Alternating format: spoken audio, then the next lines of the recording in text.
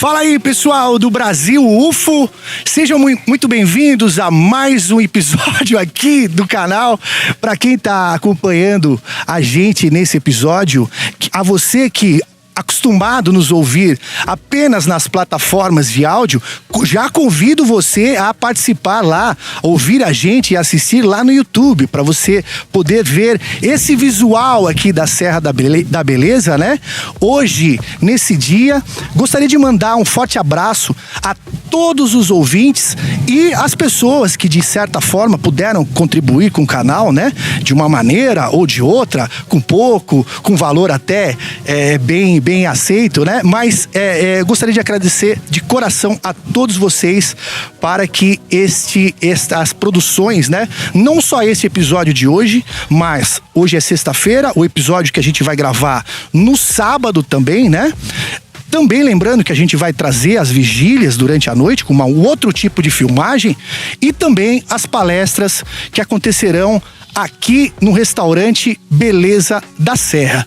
Só que é o seguinte, antes da gente começar esse episódio, eu normalmente, né, quando a gente tá no estúdio, eu apresento, né, o Riba Menezes lá do Rio de Janeiro. Porém, hoje, ele está aqui do meu lado, meu grande amigo, Riba Menezes. Fala aí, Riba! Fala, Cleiton. Grande honra estar aqui mais uma vez no Brasil UFO. E hoje é especial. Hoje nós estamos aqui na Serra da Beleza, considerado aqui no Brasil um dos lugares com maior índice de avistamento, um local que tem história na ufologia. E ao nosso lado aqui a gente está trazendo 3 grandes ufólogos, considero pessoas assim do mais alto nível, até porque eu conheço eles pessoalmente, já tive a oportunidade de conversar com eles, eu sei da seriedade dessas pessoas, então eu tenho uma honra muito grande de estar com essas pessoas aqui. São pessoas que não brincam, são pessoas que falam coisas reais, coisas verdadeiras, até porque se fosse o contrário eles não estariam sentados aqui do nosso lado.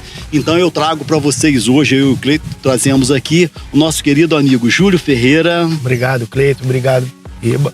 Arthur Sérgio Neto. Obrigado, Brasil UFO, estamos aqui. E o meu querido amigo Marcão, diretamente de São Paulo. E dos Estados Unidos, né? Chegou diretamente dos Estados Unidos aqui. Tem muita coisa pra contar aqui do fenômeno com um grande... Área 51. Fala aí, fala no microfone. Apresentadores lá que fala da ufologia. Qual é o nome dele? James Fox? Isso, James Fox, Ele vai contar muita coisa pra gente, Cleiton. Então... Bom, antes da gente começar o episódio aqui, agora já com as apresentações, né? Só gente de peso, viu? Com todo respeito aí. Mas assim, eu gostaria... Marcão tomou uma gringa. Eu gostaria de oferecer também esse episódio, né? Ao Arthur, que hoje é aniversário. Isso, né? 50 e quanto? 50 e poucos. Interessante que é no dia da ufologia, né, Arthur? Fala aí. Dia Mundial da Ufologia. Tive a sorte de nascer. Que coisa, hein? Já nasci ufólogo. Então, pra mim tá ótimo. Hoje é dia só de comemoração. Além de ter... O maior presente que eu ganhei foi ter toda essa galera aqui reunida. E fora o pessoal que ainda vai chegar. O evento hoje e amanhã vai transcorrer com certeza da melhor qualidade. A gente está com um tempo seco, céu estrelado, esse sol maravilhoso. Vamos ter um pôr do sol daqui a alguns minutos maravilhoso. Então, quer dizer, tudo está transcorrendo da melhor maneira possível. Então, só tenho a agradecer a presença de todos aqui. E hoje também tem que lembrar que tem o alinhamento dos planetas, né? Tem um alinhamento. Então, quer dizer, aniversário do Arthur, o alinhamento dos planetas, o Dia Mundial da Ufologia. Tem que lembrar também que hoje o nosso amigo Rony Vernet, o Arnaldo e... O Arnaldo é o proprietário aqui da pousada, que é testemunha direto dos avistamentos, das coisas que acontecem aqui. Então hoje ele tá lá em...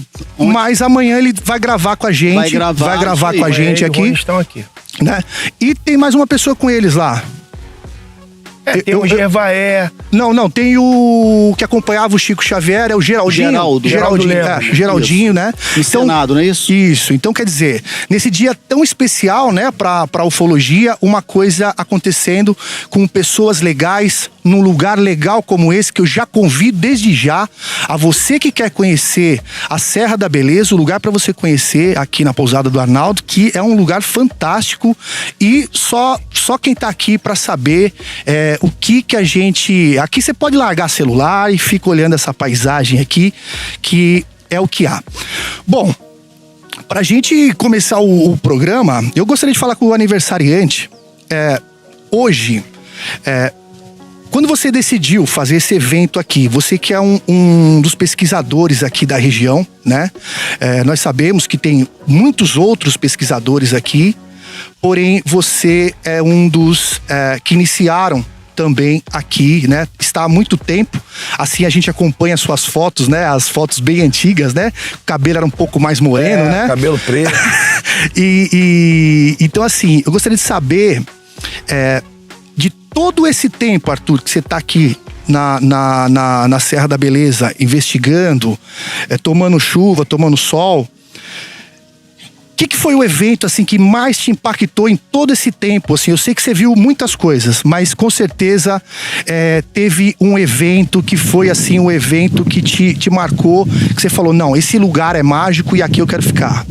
Bom, essa pergunta é muito difícil de responder porque a gente já está há muitos anos aqui, já participamos de vários grupos de pesquisa, desde o primeiro grupo até os grupos que vêm se sucedendo até hoje. E a gente já passou por experiências incríveis. A que ficou mais conhecida foi a que eu e o Júlio protagonizamos, que ganhou a mídia, foi parar no De Carona com OVNI, foi parar no Contatos Extraterrestres, várias mídias documentaram esse fato que aconteceu conosco, que foi emblemático, né? Foi muito contundente. Eu poderia dizer que esse seria o meu preferido.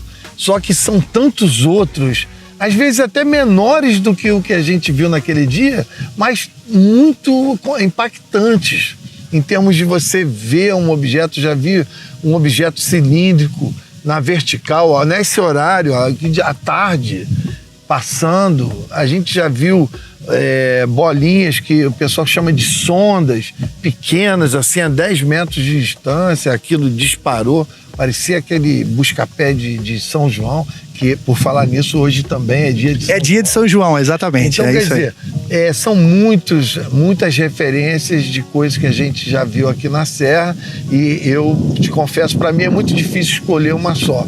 Mas já que todo mundo conhece o episódio que aconteceu comigo com o Júlio, eu diria que esse foi o mais, vamos dizer assim, o mais relevante, porque ganhou a mídia, porque demonstrou que a Serra é realmente um dos maiores sítios ufológicos do Brasil e talvez do mundo, né?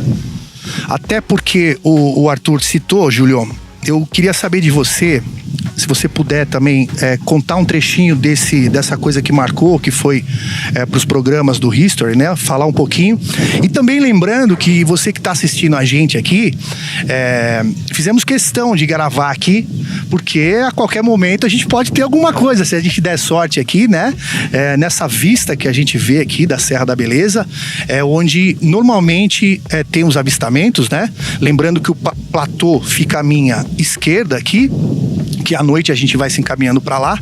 E mais para prosseguir, e já que o Arthur te citou aí, ô Júlio, eu gostaria que você falasse um pouco também dessa tua experiência na Serra da Beleza, e se puder falar esse evento aí que o Arthur mencionou aí. Olha, cara, para mim, eu também já tive outros avistamentos aqui, mas para mim isso que aconteceu comigo com o Arthur foi a coisa mais impactante que aconteceu. Eu te digo assim, na minha vida de pesquisador foi assim inigualável, né? Porque houve uma interação, né? Eu perdi minha câmera, a gente chegou aqui por volta de 5 horas da tarde para verificar como é que estava a estrada lá até o platô, e aí a gente resolveu ficamos pro pôr do sol e acabamos ficando para vigília, né, cara? Então naquele dia, foi um sábado, né? Foi dia 13 de maio, né? De agosto. 13 de agosto de 2013.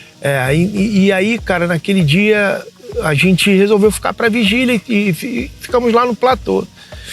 E aí foi um dia de uma incidência muito grande de luzes aqui na serra, mas o Arthur, como aquela fama dele de estraga prazer, né, cara? Ele pegava o binóculo, não, isso é carro, isso é carro, isso é carro. É falso positivo. Falso positivo.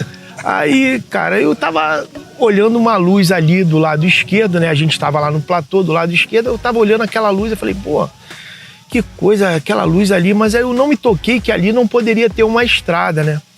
Aí quando eu olhei, eu vi um carro subindo, que o carro foi chegando na serra, que ele parou, ele diminuiu a velocidade, que ele parou debaixo da luz, eu olhei aquilo, eu falei, olha aquilo lá, vê se aquilo lá é carro. Aí ele pegou o binóculo, caramba, que isso? Aí ele se espantou, né, cara? Aí foi uma experiência incrível, né? E aí... Antes, ele tinha falado que a gente combinou de não filmar, de não fotografar. Eu recolhi o material, eu recolhi o tripé, mas deixei uma câmera digital no meu bolso, do bolso do casaco. Estava muito frio aquela noite. E aí, como o fenômeno começou a demorar muito, aquilo estava... É um misto de sensações, sabe? Você fica emocionado, você fica ansioso, você fica com medo. E aí, chegou um determinado momento, eu falei assim, não, eu vou filmar, eu vou fotografar. E peguei a câmera. Quando eu peguei a câmera, a luz retraiu. Fechou. Mas o Arthur, como ele estava observando de binóculo, eu falei, não, mas ela ainda tá lá, tem alguma coisa lá. Aí ficou um pontinho vermelho lá. E aí ele, porra, guarda esse binóculo, guarda essa câmera. Nós combinamos que não ia fotografar nem filmar. Eu peguei e joguei a câmera ligada no bolso do casaco, cara. Aí a luz voltou com uma intensidade, só que ela, a princípio, ela estava na direção iluminando todo o mirante. Só que ela voltou na nossa direção, cara.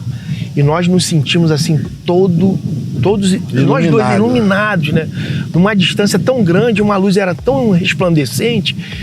E aí, cara, quando eu senti essa interação, eu tava tão extasiado com aquilo que estava acontecendo, que eu estava vendo a câmera ligada aqui no bolso do meu casaco. Foi quando eu peguei a câmera para desligar, para que aquele momento durasse mais, que eu estava percebendo que estava havendo alguma interação, né? E aí, quando eu peguei a câmera, a luz retraiu de vez e foi embora. Ô, Cleiton, eu queria aproveitar isso aqui. Antes de eu completar, eu queria falar o negócio da sua vista, Júlio, que você comentou. Cara. Você afetou a tua vista, você procurou oftalmologista. Afetou a minha Conta vista. isso aí. Então, o que aconteceu? Queimou, Além de afetar a minha vista, a minha câmera, eu perdi a câmera. Ela queimou minha câmera. Né? Guardei, eu tenho ela até hoje, eu ia até trazer, mas acabei esquecendo de trazer. E o que aconteceu, cara? No dia seguinte, eu amanheci com a vista com uma secreção muito grande. Aí o Arthur ainda falou assim, pô, tu não lavou o rosto não? Eu falei, pô, lavei, mas tô com uma secreção muito grande na vista. E conforme o dia foi passando, a minha vista foi inchando e a secreção foi aumentando. Isso já era domingo e a gente uma ardência muito forte. Tipo uma conjuntivite assim, braba, né? Aí, cara, quando foi no dia seguinte, eu amanheci na segunda-feira eu amanheci com o rosto bem inchado, com a vista bem inchada, eu não estava conseguindo enxergar e eu procurei um oftalmologista. Ele perguntou se eu tinha ficado exposto muito tempo ao sol, se eu tinha ficado exposto a algum tipo de solda elétrica sem proteção. Eu falei que não. E não consegui associar uma coisa a outra naquele momento. Eu estava preocupado, eu não achava que o meu problema na vista tinha sido devido ao fato que aconteceu na noite anterior com a gente. E aí ele me passou um colírio, eu comecei a usar. Aí no dia seguinte eu liguei pro Arthur, falei, pô, Arthur, tô com uma conjuntivite e tal. Aí o Arthur, pô, eu também tô, cara, tô com minha vista tá ardendo, minha vista tá toda vermelha e tal. Aí que a gente começamos a fazer uma conexão com aquele problema que a gente estava na vista, com o avistamento que a gente tinha tido no dia anterior. Sim, Cleiton, Júlio, como a gente faz parte aqui da Organização Tabajara, eu dei de presente pro Arthur um óculos. Eu me lembro. Que você abaixa... De solda. Hoje eu tava mexendo nele hoje. Você olha, você pode colocar aquele óculos e olhar pro sol que você consegue ver o sol sem essa luminosidade. Sim. Eu tenho um no meu carro, eu dei um de presente pro Arthur. eu vou te dar um de presente mas então, também. Giba, a gente não estava preparado com esse aparato aí que agora você vai andar com ele, toda vez que a sua luminosidade aparecer, você coloca, porque é o que eu sempre falo, eu já tive experiência de um objeto me cercou no meio da pista lá, eu já coloquei no meu canal lá. Quando você coloca aquele óculos, você consegue olhar para o sol, atrás daquela luz tem um objeto. É como um farol de um carro. O carro acende e você não vê, mas se o carro apagar o farol, você vê o objeto. Com esse óculos, você consegue apagar o farol. Eu vou te dar esse presente. Mas eu queria aproveitar aqui e dizer o seguinte, o Arthur sempre comenta, e você também, que quando você estava ali observando essa luz, passou um carro embaixo dessa luz. Sim. Vocês comentam que o susto que esse cara levou deve ser muito grande, que o cara, ele passou ali, né? Sei lá, 50 metros embaixo daquela luz. Então eu vou aproveitar aqui agora. Se você conhece alguém que ano foi, Arthur?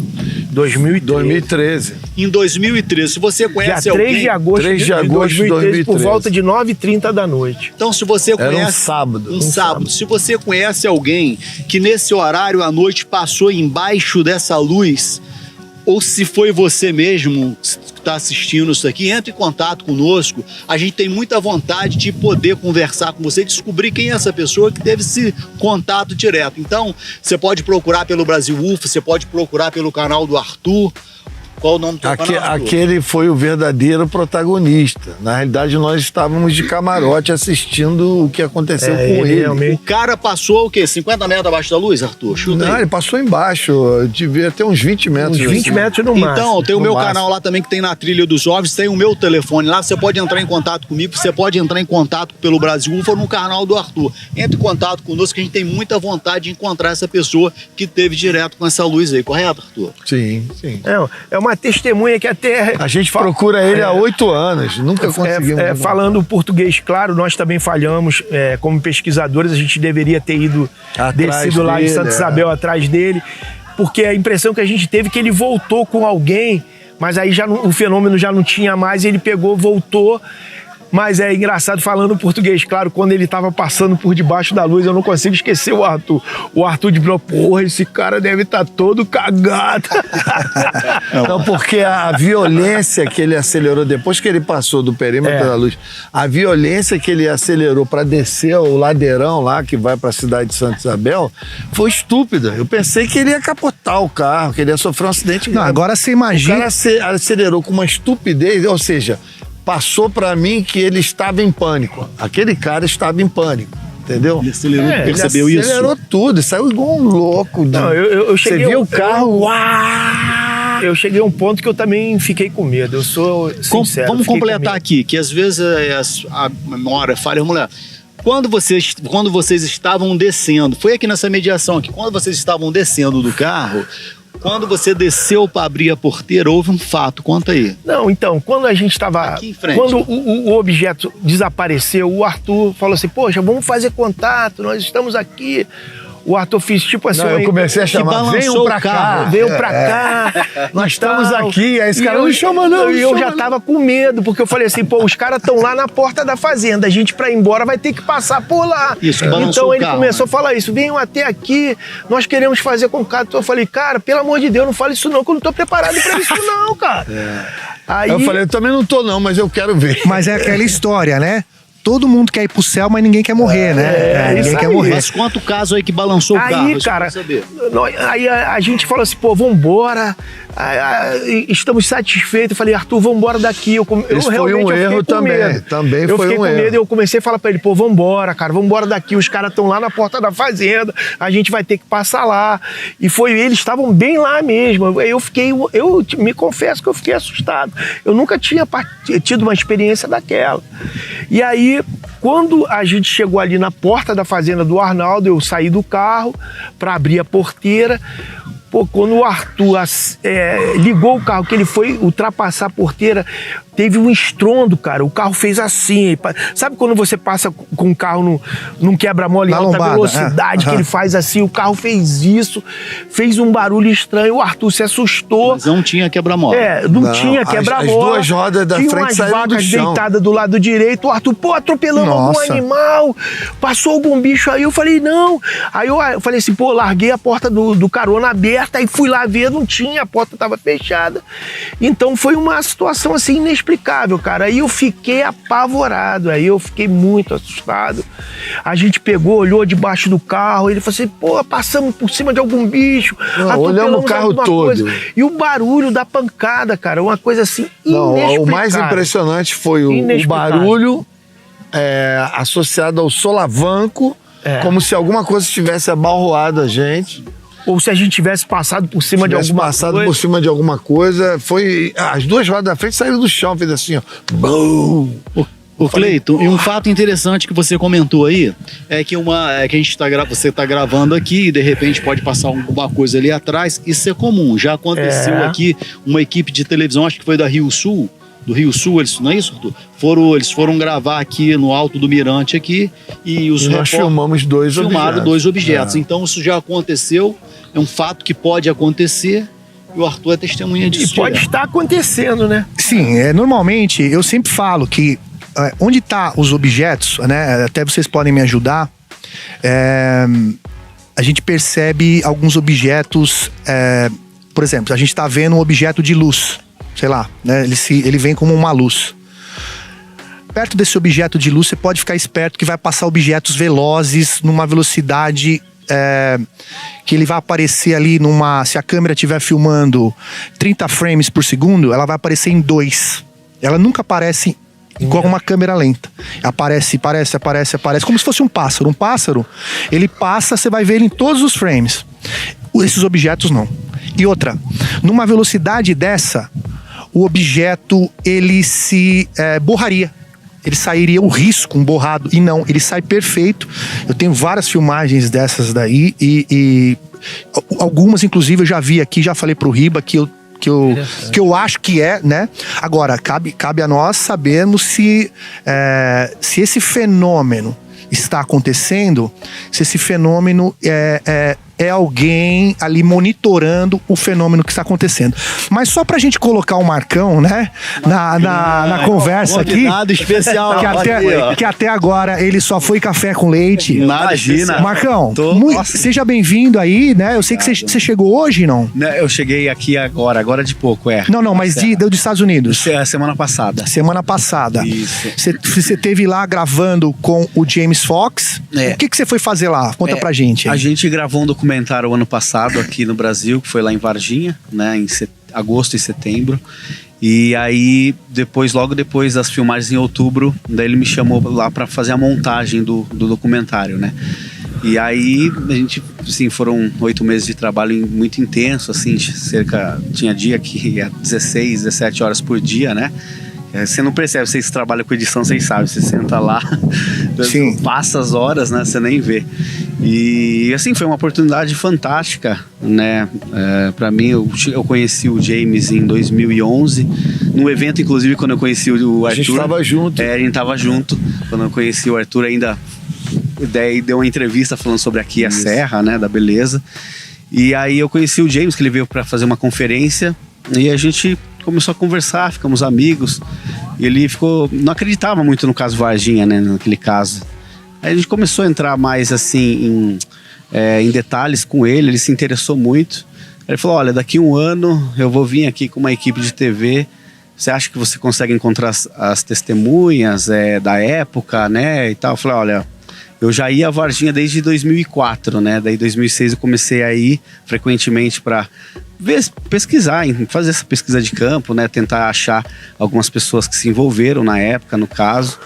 E aí começou esse trabalho em 2006, aí foram indo. Em 2011 eu conheci ele, aí ele falou, você conseguia? Aí, com muito custo a gente conseguiu algumas testemunhas que eram as principais, as 3 meninas, né? A mãe delas na época e mais uma outra testemunha para estar falando pro National Geographic. Só que foi um programa totalmente sensacionalista, não foi um programa legal, inclusive não agradou o James, ele era um dos talents lá, que era um dos apresentadores, eram 3. E a gente, depois que viu, né, a gente gosta de baseado na verdade. O pessoal meio que fez aquela coisa de entretenimento que acontece no audiovisual, às vezes. Um apelativo, né? Um apelativo, né? Um meio que apelativo ali, umas coisas que não precisava acontecer, né, e tal. Então desagradou. Daí em 2013 ele falou, não, eu vou sair dessa série, vamos começar um trabalho junto.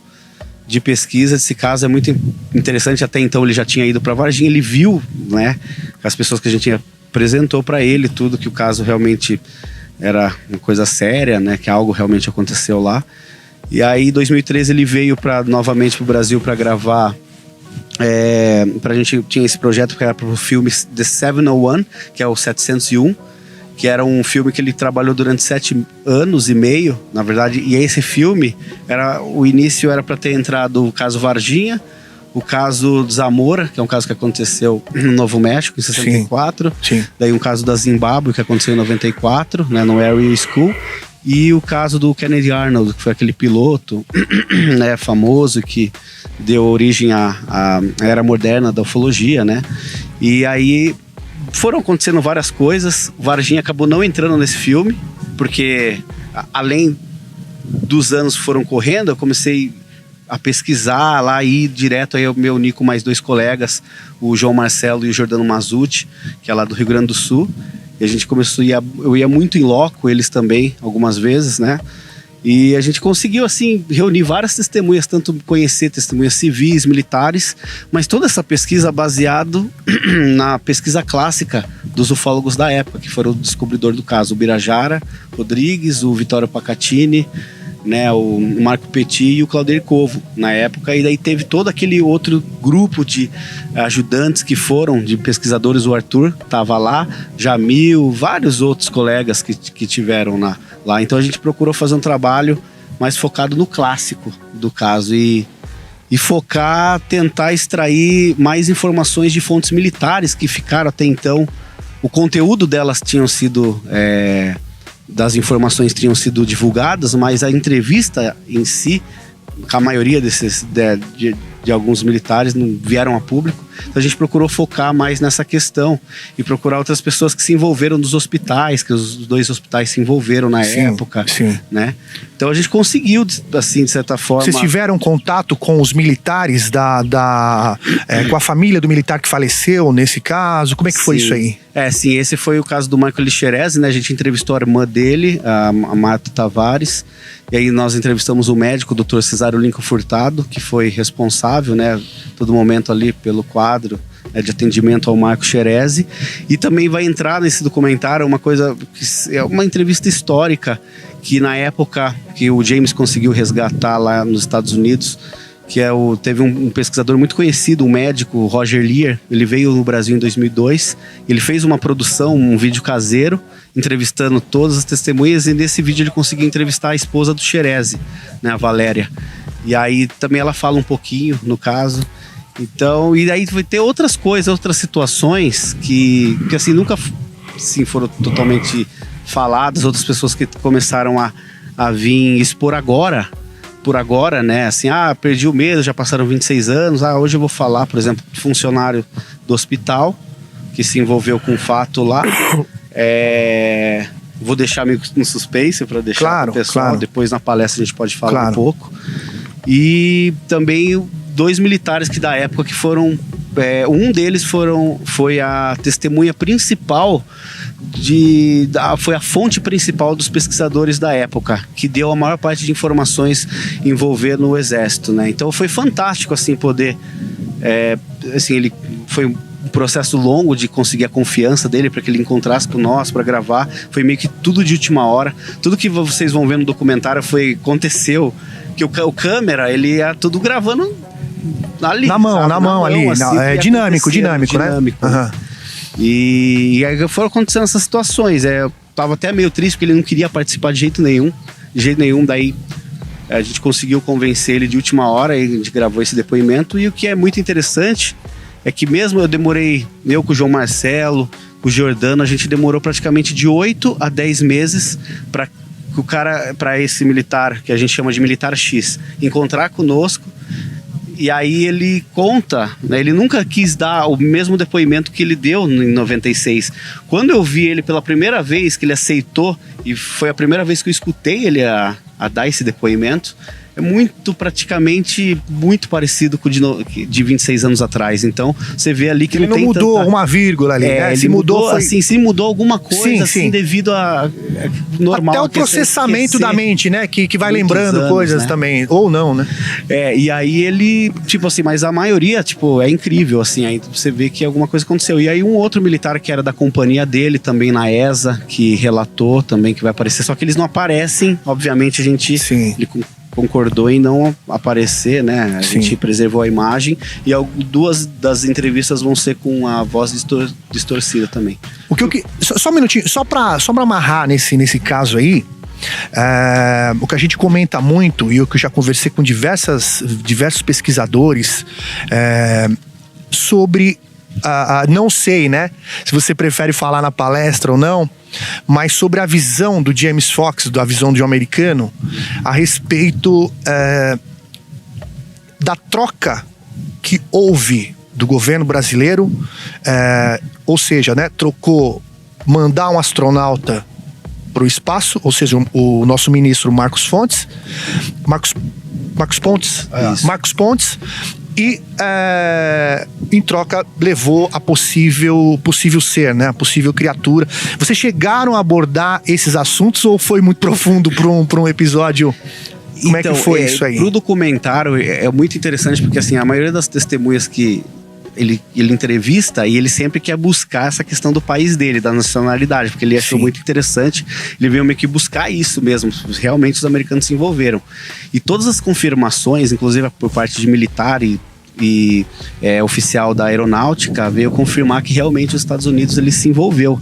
Então isso vai ser um tema para o próximo documentário dele, que ele vai filmar esse ano ainda, lá em Washington. Agora o Congresso também lá abriu isso, né? O tempo até, inclusive era para ele ter ido gravar, mas a gente teve que finalizar lá a produção.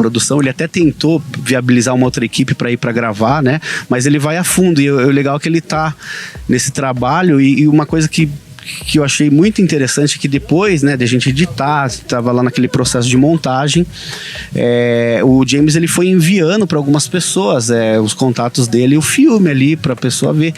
E uma coisa que eu achei muito interessante assim é que o Luiz Elizondo, né, que é muito parceiro dele, hoje ele veio, tive a oportunidade de conversar um pouquinho com ele no telefone e falou: pô, cara, vocês mostraram coisas, informações ali que realmente eu já tinha escutado dentro ali dos meus contatos do Pentágono e tal. E só que amarra, né? Amarra, ele falou assim, o caso, né? Que amarra e que realmente liga as pontas, né? Que liga realmente a intervenção, assim, a participação dos americanos. E ele falou: são coisas que a gente não pode conversar por telefone, são assunto para pessoalmente, entendeu? Sim. Então, assim, realmente houve, assim, né, a gente, por todos os relatos das testemunhas, o envolvimento dos americanos. E uma coisa interessante é que o Marcos Feres, que foi um controlador de voo que apareceu recentemente, falando que ele foi uma das pessoas que detectou um avião da USAF entrando no Isso, exatamente.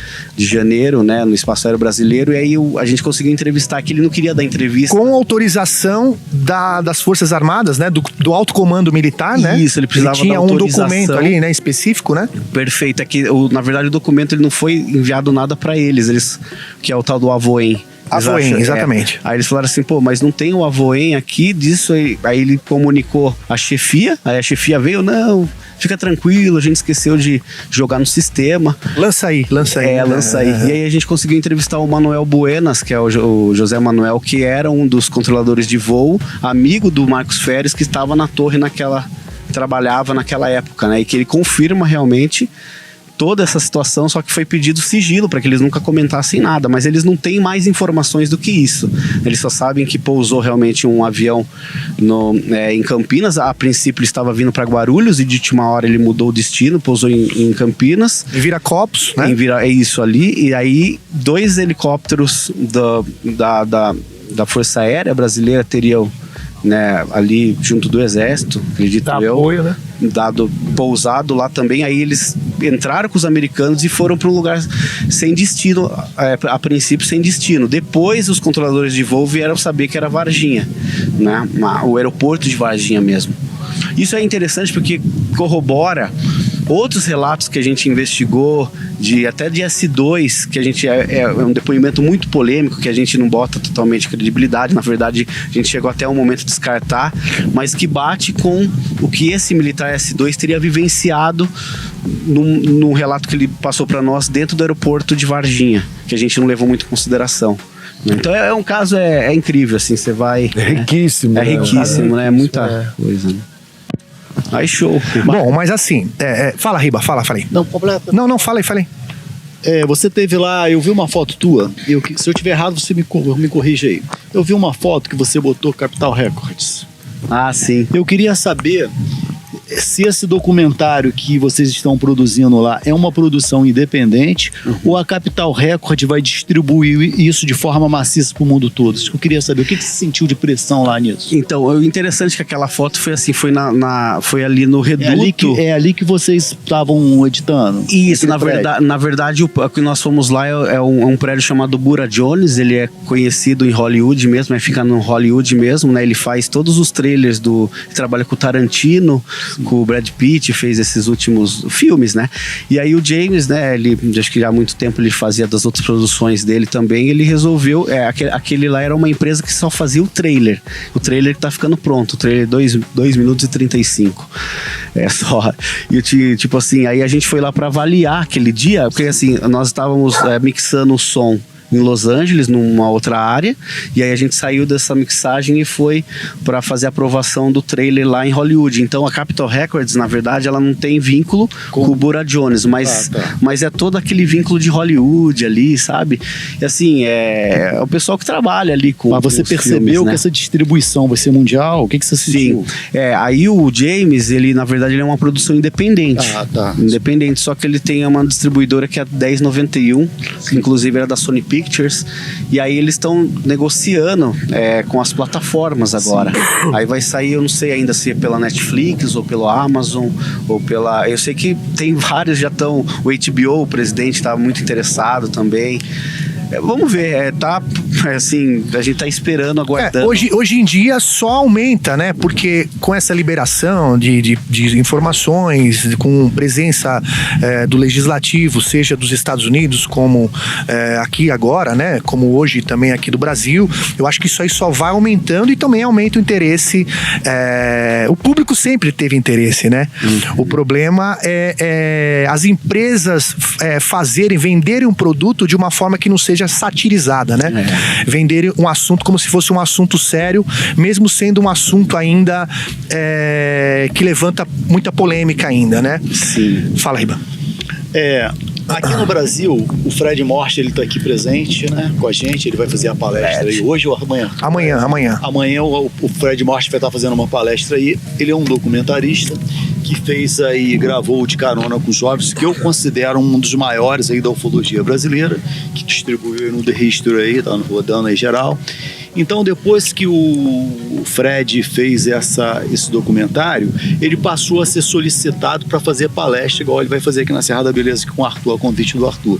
Eu queria saber se lá nos Estados Unidos acontece o mesmo. O James, ele também é convidado para fazer palestra quando ele lança.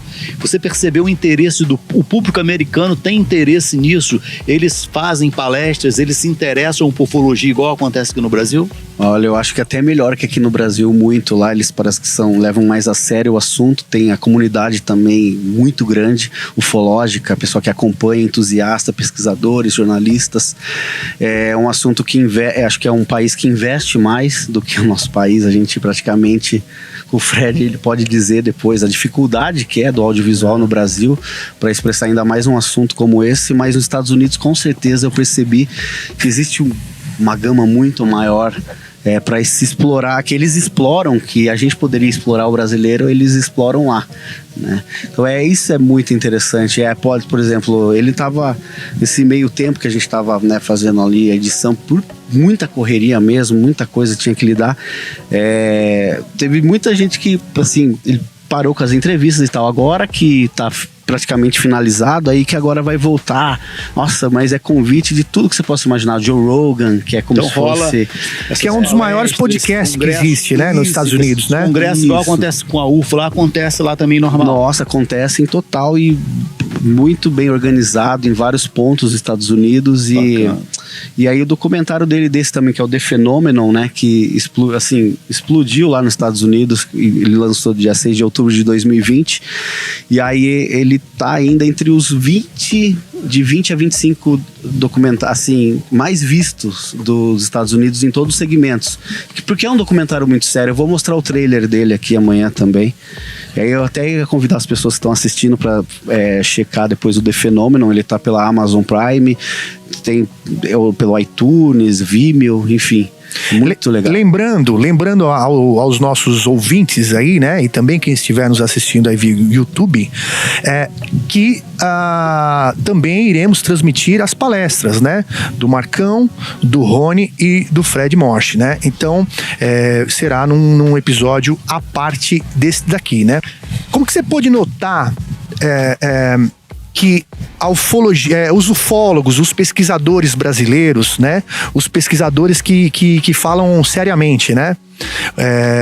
Os mais antigos, quem tá vindo pelo mesmo caminho aí, explorando o assunto seriamente. Como que você vê que hoje os americanos, né, os que pesquisam também, né, assim como o diretor James Fox, como que eles veem hoje os pesquisadores brasileiros, assim, no geral, né, e o país Brasil? O que o país Brasil, o território brasileiro representa hoje, assim, para a ufologia mundial? Então, legal essa pergunta também. Eles veem o Brasil como um celeiro. Quem entende mesmo, pesquisador sério, eles entendem o Brasil que é um celeiro ufológico. Inclusive o Jacques Vallée, né, que direto com o James lá e conversando, o Jacques Vallée esteve no Brasil investigando vários casos famosos do Morro do Vintém lá, né, máscaras de chumbo, teve da Operação Prato também, teve pesquisando entre outros casos. Você vê assim que eles levam muito a sério. Inclusive um dos fragmentos que eles mostram no filme The Phenomenon, que não é falado, que o Jacques Vallée tem, é o caso da explosão de Ubatuba 57 no Brasil, né, que não é falado, que eles colocam naquela máquina, né? E então, assim, eles levam, assim, eu não sei se eles têm muito conhecimento de todos os pesquisadores, como que é a nossa convivência aqui no Brasil, mas eles sabem que existe... É por causa do idioma também, né? Do idioma também, mas eles sabem que existe uma comunidade muito forte e vem crescendo, né? Por exemplo, a revista UFO é uma que é conhecida lá, que eu pude perceber pelos próprios americanos lá nessa estada. Eu tive a oportunidade de conhecer alguns, né, dos pesquisadores, o maior pesquisador do caso de mutilações de animais, aquele caso dos Texas, dos ataques chupacabras, que é o Christopher O'Brien, conhece muito, assim, um dos casos clássicos brasileiros, né? A Leslie Kean também, que é uma outra pesquisadora muito séria, também conhece a casuística brasileira, não muito a fundo, mas eles se interessam. Então, o meu ver, assim, eu acho que eles veem os principais pesquisadores, assim, que têm o conhecimento, o Brasil como um celeiro ufológico mesmo, muitos casos. Fala, Riba. Tem pessoas, cada um é de cada um. Tem pessoas que acham que um dos maiores casos da ufologia que aconteceu no Brasil é Varginha. É a opinião de cada um. A minha opinião é a Operação Prato. Por coincidência, está aqui também o nosso querido Vitório Pereira, um ícone da ufologia, que ele está aqui com a gente aqui hoje. Ele vai dar uma entrevista. Mestre Pereira. Mestre Pereira. Eu acho que se fosse fazer um filme assim, contando... a Rede Globo chegou a fazer assim... um mini documentário lá, umas cenas super bacanas. Se fosse fazer um filme de ufologia, eu acho que um dos maiores filmes da ufologia do mundo seria a Operação Prato. Eu considero uma das maiores. O James Fox e o pessoal lá, eles têm ciência do que aconteceu na Operação Prato. Eles consideram isso, eles pretendem rever esse caso. Você tem alguma informação sobre isso? Então, eles conhecem, com certeza, a Operação Prato. Acho que é um dos casos mais famosos até. Assim, eles conhecem os mais antigos, muito mais até do que Varginha, pelo que eu pude perceber, né? Eles se interessam muito, inclusive uns falam, chegaram a comentar que acham os maiores casos do mundo, não só do Brasil, né? Eu também sempre acho um dos casos maiores do Brasil também, mas eles não têm tanta informação do que se tem hoje. Por exemplo, os pesquisadores de hoje, o próprio Vitório Pereira, pessoal que a gente tem, né, o Heitor Costa, que é um pesquisador lá do local, Tem muita informação mais de Colares que não daria um filme, daria acho que uma série inteira. O Carlos Souza, né? Aquele repórter. Carlos Mendes, o repórter, né? Então, assim, eles veem, com certeza, a maioria da comunidade conhece muito mais Operação Prato, às vezes, do que Varginha, o que eu percebi. E alguns acham um dos maiores casos melhores assim, do mundo, né? Um deles foi o Gary Helsenstein. Se eu fosse diretor de cinema, eu acho que a Operação Prato, não é porque eu gosto da Operação Prato, não. Eu tô falando de cena mesmo. Eu acho que a Operação Prato, se eles focassem no que aconteceu em cena, seria um caso assim... incrível. Lá no filme cara. Desse de Varginha, ele vai entrar um briefing. Foi um laboratório ali, né? O céu aberto. Eles não têm interesse nenhum de rever esse caso. Ele nunca tentou conversar isso com Não, com certeza. Eles têm sim. Depende de outras coisas. Por exemplo... Já tá na pauta. Já tá na pauta, de certa forma. Já tá na pauta. Nesse de Varginha, o que a gente chama The Moments of Contact, que é esse documentário, a gente fez um brief history, que é tipo assim, segundos de alguns casos principais, casos que ele, inclusive, gosta. Que, inclusive, eu tava comentando com o Arthur, que eu falei, o caso lá que ficou polêmico, depois o Arthur veio, falou não, que foi real o caso da Ilha de Trindade, né, do Almiro Baraúna. Do barco, né, que foi fotografado, que fotografou do barco, né? Então vai aparecer alguns casos, assim, rapidamente, citando que realmente o Brasil tem. Um deles é o caso de Lins, que é um caso que eu gosto muito, o caso da Maria Sintra, que aconteceu em 68. O Noite Oficial dos OVNIs, daí entra a Operação Prato um pouquinho, o Holanda ali falando um pouco. Um vídeo interessantíssimo de Duque de Caxias aqui do Rio de Janeiro, que inclusive foi cedido. Gostaria de agradecer imensamente o Birajara Franco Rodrigues, ele cedeu esse vídeo. Do OVNI que passa atrás da grade, né? Isso, assim, que é maravilhoso. Ele é discoidal e ele solta luzes. Isso, né? Assim, você esse viu? Vídeo é muito antigo e ele é muito interessante. E ele vai entrar original no filme, isso que é legal, vai mostrar. Foi de Duque de Caxias, o Capão Redondo entra também um pouquinho, né? O Alan ali, que era o menininho, o Alan que filmou. Então, assim, vai entrar um pouquinho, assim, pra mostrar brevemente. Sim, só pra dar o gostinho, né? Isso, o caso de Ubatuba. Como se fosse 57. Um pupurri dos casos principais, né? Os casos clássicos. Claro que a gente queria colocar muito mais, mas não tinha como, né? Sim. Que é o principal era Varginha. Mas fica na pauta, eles têm muito interesse, né? E assim, só pra deixar finalizar, o Jacques Vallée, ele tinha falado pro James assim, que ele achava que era um desperdício de tempo ele ir pra cobrir esse caso de Varginha. Ele falou assim, não vai. Aí ele assistiu o documentário e ele falou assim, tava totalmente enganado sobre... Não, impressionante, ainda bem que você Ainda bem que teve humildade de reconhecer, né? Reconhecer, Jacques Vallée. Que a coisa mais difícil hoje é isso, né? O cara reconhecer que a opinião naquele momento estava errada e depois ela pode mudar. Informação, né?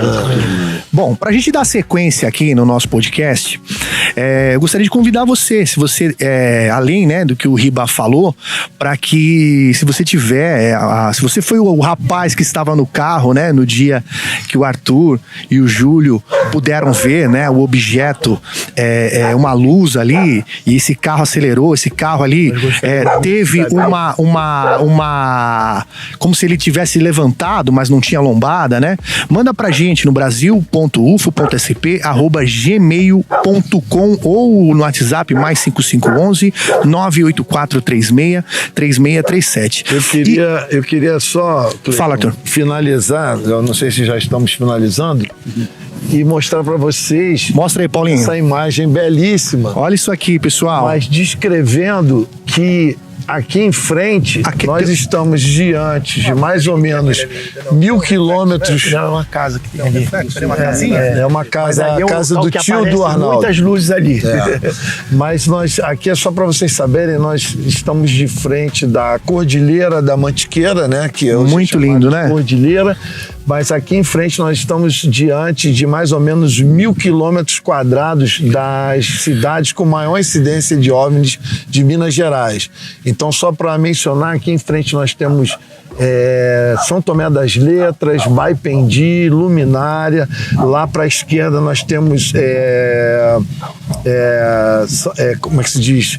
Varginha, Carmo da Cachoeira, nós temos Visconde de Mauá. Todas regiões altamente, exatamente, né? Aqui nós temos a Iuruoca e Bitipoca, então nós estamos de frente para um quadrante de 1.000 quilômetros quadrados, mais ou menos, das cidades de maior incidência de OVNIs do Brasil. Nesse espaço, aqui na Serra da Beleza. Nesse espaço, existe muita habitação ou é área preservada, assim? Como é que tem muita fazenda, área predominantemente área rural. As cidades que tem são cidades relativamente pequenas, mas é uma região muito rica, né? Aqui abrange sul de Minas. Sim. É uma região, Varginha, por exemplo, é considerada a Dallas de Minas Gerais, pela quantidade de grandes empresas. É uma cidade universitária, uma cidade progressista. Sim. Entendeu? Uma cidade grande. Então, quer dizer, em sua maioria são cidades grandes, um apelo turístico muito forte, mas predomina a região rural em torno dessa região. Muito bem. Eu queria te fazer a seguinte pergunta, Arthur. Hoje, você, se não é o organizador, é um dos organizadores aqui do evento, o evento que está acontecendo hoje, né? Aqui na Serra da Beleza, aqui na pousada do Arnaldo Beleza da Serra. A tua intenção é tornar isso constante? Tornar esse dia um dia simbólico para unir o pessoal?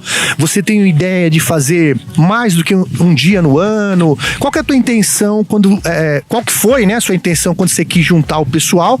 E qual que é as tuas futuras intenções, assim, nos outros anos aí que tem por vir aí? Não, é importante dizer que esse evento ele já existe mais ou menos há uns 3 anos e meio, quase 4 anos. Nós já fazíamos esse evento, ele começou em 2015, aqui na Serra da Beleza, muito antes da pandemia, e a ideia era torná-lo uma tradição, torná-lo um evento mensal, tradicional, e a ideia não era que fosse um super congresso gigantesco com centenas de pessoas. A ideia é que fosse um evento tradicional, mas um evento, como a palavra é muito usada hoje, um evento de vivência, um evento de imersão. A pessoa vem para cá, se dispõe a estar num local extremamente de incidência ufológica, onde a gente pudesse trazer pessoas como o Marcão, como o Fred, como o Júlio, palestrantes que pudessem trazer uma informação de ufologia de raiz, ufologia baseada em evidências. Isso tem que ficar bem claro. Então, quer dizer, pesquisa de campo. Na realidade, era mais para privilegiar a pesquisa de campo, um local onde você está num sítio ufológico. Aqui você vai assistir uma palestra de ufologia, mas você está num local extremamente ufológico. A qualquer momento você pode ter um avistamento, a qualquer momento o fenômeno pode se manifestar. Isso já aconteceu aqui. Já houve casos de a gente estar fazendo um evento, o palestrante, no meio da palestra, alguém começou a gritar que estava aparecendo um OVNI e a palestra foi interrompida por causa de um objeto. Então, quer dizer, a ideia era essa. A ideia não era fazer um super congresso. A ideia é criar tradição, um local de ufologia séria, de ufologia baseada em evidências, mas ao mesmo tempo onde a gente possa se encontrar, estar num lugar confraternização dos ufólogos, dos pesquisadores de campo. Onde todos venham para cá, o pessoal está armando barraca, o pessoal vai acampar, vai passar a noite aqui. Então, a ideia básica era essa. Agora, nessa escolha dessa data, eu dei muita sorte, porque tudo fluiu. Então, hoje nós estamos o quê? Comemorando o Dia Mundial da Ufologia. Nós tivemos a audiência histórica no Congresso, hoje no Senado. Exatamente. Nós assistimos na parte da manhã, transmitido direto pela TV Senado, os nossos colegas todos lá representando a ufologia brasileira. Ao mesmo tempo, um evento onde nós estamos trazendo o Marcão, que está recém-chegado, vai trazer informações de ponta sobre o mais novo documentário, talvez o mais importante documentário é sobre o caso Varginha. Nós temos o Fred que vai falar das experiências dele durante as caminhadas dele pelo Brasil todo para gravar o programa. Nós temos o Rony, nós temos hoje, praticamente estamos aqui inaugurando as 4 câmeras. A estação do projeto Vigília na Serra. O projeto de tentativa de documentar o fenômeno UFO, que faz parte. Gravação 24 horas, 24 horas, full time, tem 4 câmeras, 2 aqui, 2 aqui em cima do telhado, 2 lá na montanha. Isso faz parte de uma tese de mestrado do Rony. Ele está fazendo um mestrado numa instituição pública federal de ciência, ou seja, estamos, de uma maneira geral, todos que estão aqui estão prestigiando um passo muito importante na ufologia brasileira. Com certeza. Então não tem como... tudo está fluindo na mesma direção. Então acho que tá ótimo. O mais importante é que as pessoas venham aqui. E um detalhe que não tem muita importância, que hoje também é aniversário dele. Cara. E que por acaso é meu aniversário. Tudo conspirou, né? Então, sem querer, a gente acertou na data. E foi por acaso. Eu marquei porque era dia do meu aniversário. Eu falei, vou fazer um evento no dia do meu aniversário. Mas eu não sabia que ia ter tudo isso, toda essa repercussão, convergindo para a mesma direção. E toda essa convivência maravilhosa entre a gente aqui. Pô, fizemos um churrasco hoje muito maravilhoso. Muito bacana. Super divertido. Rever o Riba, rever o Marcão, conhecer o Cleiton. E o mais importante, o ponto alto desse evento é isso, eu esqueci de dizer, são as vigílias. Claro. É o ponto alto. Então hoje tem vigília, amanhã tem um evento, depois do evento tem vigília. E pra quem tá vendo aqui, eu tô encolhido já, porque a gente começou a gravação, tava por volta de uns 25 graus, né? Agora eu tô morrendo de frio aqui, eu tô congelando. Uns 14 graus agora. Inclusive, eu vou ter que fazer um pequeno intervalo aqui, pra gente também fazer a troca aqui, né? Que tem outros convidados aqui pra gente bater um papo, né? Só não sei se vai ter luz suficiente, né? Eu acho que já talvez não dê tempo, né? Mas eu gostaria das considerações aí, finais aí, Júlio. Eu quero te agradecer pelo espaço que você tá cedendo aí pra gente. Que isso, meu. Pra gente poder se expressar, contar nossas experiências. E é isso, agradecer você, o Riba e toda a tua equipe aí, cara. Obrigado pela oportunidade. Valeu. Uma honra ter você aqui, Júlio, meu parceiro. Riba, ter você também aqui com a gente. Marcão, muito obrigado. Obrigado a você. Uma honra estar aí no Brasil UFO. Fala as plataformas que nós estamos aí. A gente tá em todas as plataformas aí. E fala aí também suas considerações finais aí. Você é aniversariante, pô. Eu hoje só tenho a agradecer. Pra mim, o maior presente é a presença de todos aqui, todos os amigos, vocês, todo mundo que veio até aqui. Hoje e amanhã vai ter um público bacana aqui. E eu acho que isso é que é a coisa mais importante. Aqui não tem protagonismo. O protagonismo somos todos nós juntos. Isso é o protagonismo. Isso então aí. Não tem guru, não tem estrelas, não tem protagonismo. É aquela história, né? Juntos somos mais fortes, somos né? mais fortes. Ninguém faz nada sozinho. Ninguém faz verdade. Entendeu? Então a coisa mais importante é isso, e eu agradeço muito a sorte de ter toda essa galera. Isso que o Arthur falou é interessante. Ninguém faz nada sozinho. Nenhum pesquisador trabalha sem um parceiro. Sim. A ufologia não funciona assim, né? Não funciona, não dá. Isso aí. Marcão, suas considerações finais. Então, queria agradecer aí vocês, ao Riba, ao grande Arthur, Julião, meus irmãos aí, por essa oportunidade de estar aqui. Falar parabéns, Arthur, aí, mais uma vez, muitos anos de vida aí pra você, muita saúde. Só não pergunte a idade. E agradecer a toda a audiência, né, a todos vocês. E tamo juntos aí. Obrigadão aí, Cleiton, Riba. Fala aí, Riba.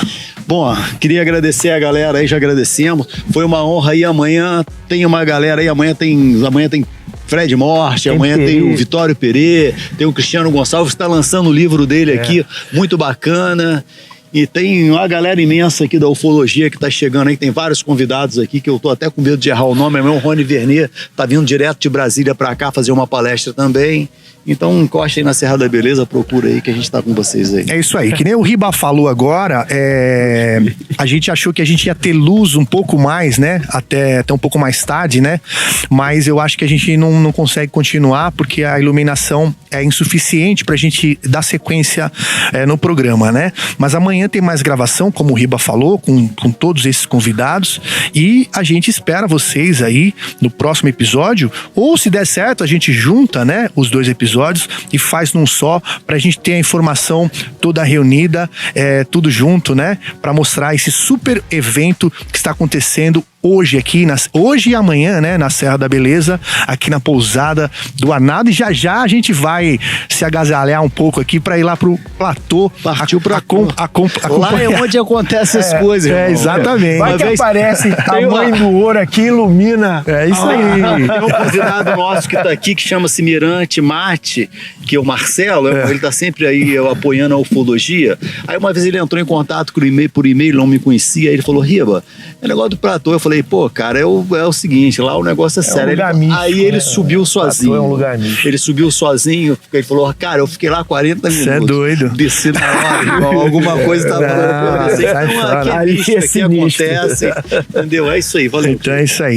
Valeu, pessoal, muito obrigado aí pela atenção, pelo carinho. Nunca deixem de acreditar no que seu coração lhe diz. Saiba que a verdade prevalecerá no final, demore o tempo que for. Um forte abraço a todos vocês e a gente se vê na próxima. Valeu, partiu pra tua, hein? Tchau, tchau.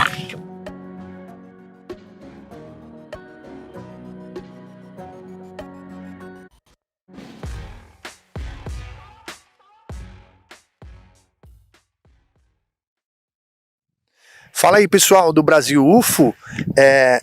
A gente aqui está iniciando a visita, né, ao platô aqui da Serra da Beleza. Eu junto com o Riba Menezes, não parece ele, né, mas tá de touca porque tá muito frio aqui, né? Não tá tão frio quanto a gente imaginava, mas a cada hora cai 1 grau, né? Vai caindo. Então, como vocês podem ver, a gente tá com uma luz de lanterna, né? O Paulinho tá com a câmera aqui, a Cláudia segura a lanterna pra gente ter um ponto de luz, porque aqui é muito escuro. Nós estamos no platô. Explica pra gente. Aqui acho que é a primeira vez que o Cleiton vem aqui, você também, né? Marcelo, vem mais pra cá, Marcelo. Então nós estamos aqui no platô, no alto da Serra da Beleza, num local que tem muitas incidências ufológicas, e a primeira vez a experiência dele aqui, eu espero que a gente dê sorte de que consiga ver alguma coisa. Eu queria saber o que você está sentindo de estar aqui. Fala aí, Marcelo. Então, é muito legal, né? É uma experiência única. Eu consegui me programar para dar um pulinho aqui, né? Pra gente viver essa experiência. E aquele friozinho na barriga, né? Será que a gente vai ver alguma coisa? Sim. Mas ainda que a gente não veja, isso pode acontecer, eu acho que vivenciar essa experiência da vigília, né? Esse protocolo, né, do silêncio, né, da escuridão, né, e da tensão, né, de que se vai, né, a expectativa se vai aparecer ou não, é muito legal, né, e vamos torcer para aparecer alguma coisa, Sim. né? Nem que seja aquela luzinha lá no fundo.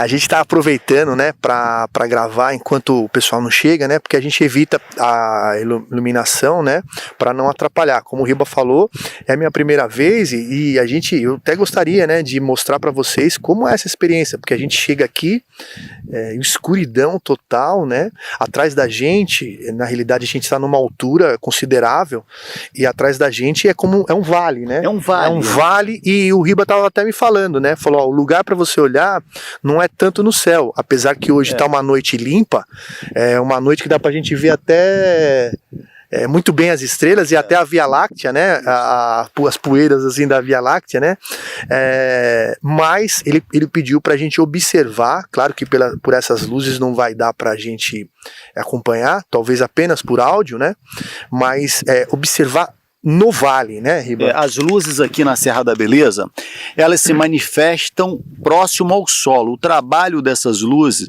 ou desses seres, é próximo ao solo. Eu não sei se areia monazítica, eu não sei o que é, não sei se é uma base que eles têm aqui.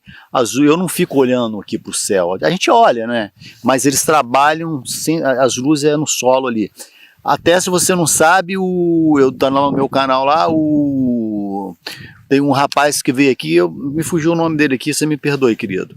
Ele esteve aqui na Serra da Beleza, o Lucas e a esposa dele esteve aqui na Serra da Beleza, e ele estava lá na pousada ele viu uma luz acender aqui, ó, mais ou menos 40 metros aqui, ó, logo aqui embaixo, de lá a luz acendeu aqui, então elas acendem aqui do nada, entendeu? Então nós estamos num local muito propício para ver, mas elas se manifestam no solo, do nada a luzinha acende. Eu já tive experiências aqui interessantes, outros amigos também já tiveram. Eu espero que você, o Cleiton que está vindo pela primeira vez, vocês possam testemunhar isso aqui, Porque quando a gente fala num canal, não sei o que, mas e a pessoa não vivenciou aquilo, a gente não consegue expressar a realidade do tamanho daquilo. Espero que você consiga ver, para você entender quando eu falo que as coisas acontecem, que as luzes aparecem, para você entender a realidade, o tamanho da dimensão, entendeu? Bom, eu também espero, né? Você também com certeza, né? A Cláudia tá nos dando suporte, aí o Paulinho também tá ali com a câmera. Mas assim, a gente vai ficar acompanhando aqui, a gente tem que ficar no quietinho, né? Provavelmente a gente vai usando pelo menos o áudio, né? Pra gente poder narrar essa experiência, mas para quem acha, com a luz tá tudo muito bonito, né? Mas sem a luz aqui fica um breu e a gente fica sobre... Não é noite de lua, né, hoje, Vou né? fazer só um testezinho, apaga a lanterna aí, por favor, aperta atrás. Apaga aí, ó. A gente tá no breu total, não sei se o ISO da câmera ele consegue capturar a luz, né, das estrelas, né? Aquela luzinha lá no vale, consegue? Consegue, Paulinho? Aquela luzinha lá, ó. Tenta aumentar o ISO, só pra gente ver. Aquelas pequenininhas ali, consegue? Sim. A gente consegue ver o que o Riba tá querendo dizer. Aquela pequenininha lá, ó. O que o Riba está querendo dizer é que alguns lugares aqui da Serra da Beleza, nós conseguimos ver algumas luzes, até de algumas residências, né, de algumas casas, né, mas é o que o Riba sempre diz, né, quando é uma luz ufológica, a gente percebe na hora, ela é diferente, né. A luz ufológica, quando ela acende, você vê logo, quando é farol de um carro, é de um carro, mas quando a luz é ufológica, é diferente de tudo. Você percebe logo alguma coisa ali é diferente, não tem jeito. Você vai, quando ela acender ali, você vai ver que não é normal. Ela vai, alguém vai gritar aí, alguém vai correr, entendeu?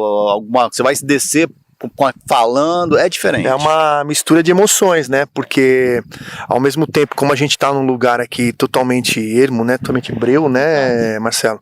É uma mistura de emoções aí, né? Com certeza. Vamos ver o que vai acontecer, né? Dá um pavor, né? Ninguém corra. Fique pra ver a luz, né? Que ninguém corra e fique pra ver a luz, né? Eu já tive uma experiência aqui, eu já contei isso. Acredite se quiser, mas eu não vou, aconteceu e eu falo mesmo, não tem motivo para esconder isso. Uma vez eu estava aqui e estava com 4 pessoas do grupo nosso de vigília. Uma pessoa apertou aqui, piscou a lanterna na direção da luz que estava lá embaixo, pequenininha. De repente a luz fez assim, e fez assim. Eu cheguei e dei um pulo. Buscou, né? Ela parecia que a pessoa estava tentando se comunicar, mas ela fez assim, ó, e fez assim. E a pessoa que estava deu um grito, saiu correndo assim, e eu fiz assim com aquele medo. Na mesma hora nós descemos a montanha e fomos embora. Nós ficamos com medo porque era perante o desconhecido, né, cara? A gente não sabe isso. Mas é uma coisa que eu não gosto de fazer, ficar piscando lanterna na direção dessas coisas.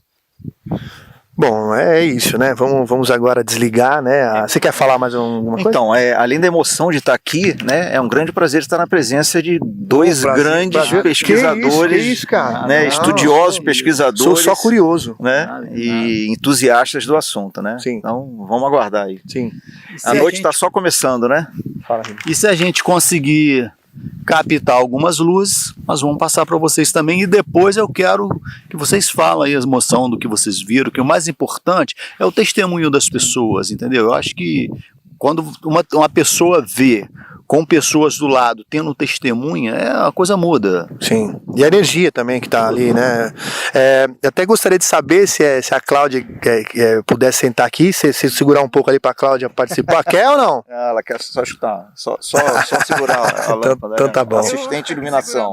Então vamos fazer o seguinte, a gente vai apagar aqui as luzes e provavelmente a gente vai só falando algumas coisas aqui. Caso aparecer, a gente grava aí. E aqui o local é chapa quente, a parte mais rock and roll aqui da ufologia da Serra da Beleza é aqui. Bom, eu acho que daqui a pouco o pessoal vai chegar, né? O pessoal que também ficou de chegar aqui, nós fomos os primeiros a chegarmos aqui no platô. E eu achei que era uma coisa assim, que ia ter luz de lua hoje, mas aparentemente só por enquanto a luz das estrelas, né? Eu acho que sem lua é melhor, né? A observação de vigília assim, à noite, cara, sem lua, né? Segundo as pessoas comentam, é bom a noite que não tem sem lua, quando tá escuro. Diz que Aqui na Serra da Beleza, a melhor época é no inverno, é essa época que nós estamos. Mas eu acho que sim, depende. Quando o objeto ele tem que aparecer, ele vai aparecer com lua, sem lua, chovendo, ele aparece, ponto final.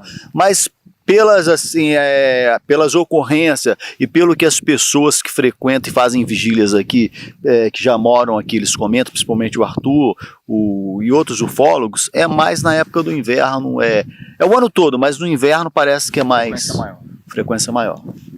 Bom, é isso. Vamos desligar aqui e daqui a pouco a gente volta com mais aí, tá? Valeu. Isso aí, valeu. Você está se colocando à disposição de acontecer a coisa. Exatamente. Então, levanta a bunda da cadeira de casa, vai a campo, entendeu? Se vai acontecer, não vai. Se você é cientista ou não é, não importa. Agora, se você não estiver lá, você não dá super chance da coisa gostoso, porque acontecer. aqui, ó, eu tenho 4 cadeiras lá no carro, daqui a pouco eu pego. Se quiserem sentar, é super confortável você botar uma cadeira, sentar, ficar sossegado ali. É terapêutica. Para quem consegue meditar, isso aqui é uma loucura. Ainda mais num lugar como esse. Né? Eu não sou médium, eu não consigo meditar, eu não tenho memória. Então, assim, eu consigo levar minha alma até aqui. Passando disso, eu não consigo. Então, eu cheguei no meu limite, né? No limite de onde eu posso me trazer.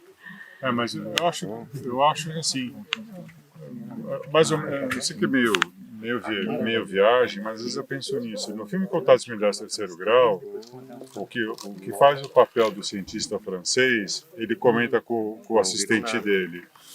Dessas 12 pessoas que estão aqui, que iam ser removidas pelo helicóptero, quantas que não tentaram e não conseguiram chegar? Mas tiveram a mesma informação. Tiveram a mesma vontade, o mesmo desejo. Então, para cada um que eu vejo aqui na Serra da Beleza, agora aqui com a gente, eu imagino que deve ter umas 5 ou 10 pessoas que gostariam de estar fazendo isso, mas aí assim, será? Acho que estou viagem. Não vou, muita gente desistiu essa semana, sabia? Eu tive umas 10 baixas essa semana. Eu cheguei a te perguntar, você falou comigo que estava bem badalado. Então não é tão simples assim. A gente teve uma menina que falou... Passa por muita... a gente está aqui foi normal. Isso é intuitivo, isso é intuição. Ponto. Hoje os caras perguntaram no programa sobre isso. E eu, é que eu não soube, talvez eu não tenha encontrado as palavras para explicar. Mas aqui, você vem aqui porque você conseguiu entender que aqui tem chance de acontecer uma coisa bem original, entendeu? É um chamado intuitivo. Bem inovadora, vamos dizer assim. Não é nada messiânico, não. É uma coisa inovadora mesmo. Antigamente o Birajara Franco Rodrigues de Varginha ficava falando, vocês são tudo malucos.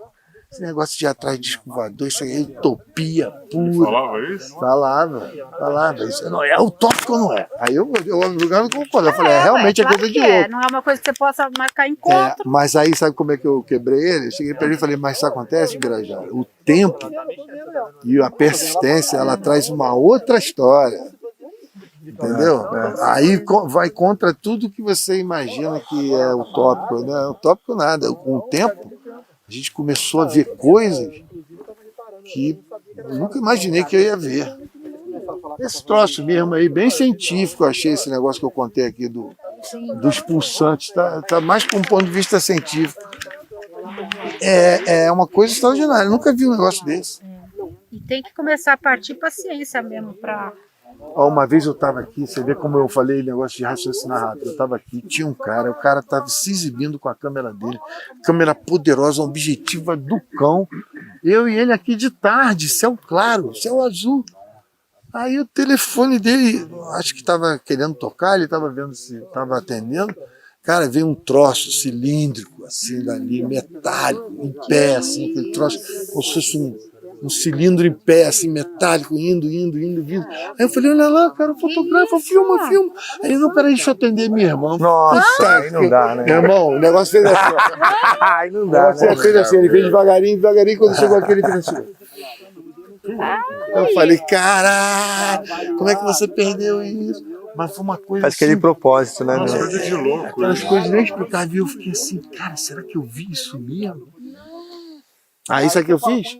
eu fui perguntar se nego solta balão, se tinha baloeiro, porque eu falei, será que aquilo era um balão? É engraçado que a Mas gente nunca acredita, né? Mas não era balão, era metálico. E a trajetória que ele fez daqui para aqui foi... Aquilo um balão nenhum faria aquilo. Ele se locomoveu mesmo, ele foi devagarinho e foi embora. Então, quer dizer, aqui tem muita coisa desse tipo, que você não acredita. E que mesmo assim você não pode dizer que é óbvio. Tem alguma alteração magnética aqui, alguma coisa diferente? É uma boa pergunta. Deve ser minério. Antigamente o pessoal dizia que era por causa de areia monazítica, que tem um tal de um elemento chamado tório, que é magnético, emite energia, mas isso não sei até que ponto isso é realidade.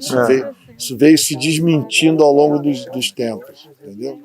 Mas não foi provado nem desprovado. Não provado nem desprovado. Então ficou mas não tem uma equipe de geólogos que Mas veio um geólogo aqui, o geólogo falou, sabe o quê? Que aqui a quantidade de areia monazítica não é nenhum absurdo para o ponto de causar anomalias, bababá. Entendeu? Falou que é uma coisa assim... Aqui não é o que se esperava de que era um lugar talvez possa ser o lance da cadeia de montanhas e ponto. Né? Mas outro dia não que seja algo específico, né? Cara, outro dia uma pessoa que não é ufólogo, que acho que nem se interessa muito no assunto, ele falou um negócio que eu falei, cacete, o cara matou a charada. O que ele falou? Sabe o que ele falou? Ele falou que aqui é minério puro, montanha pra cacete.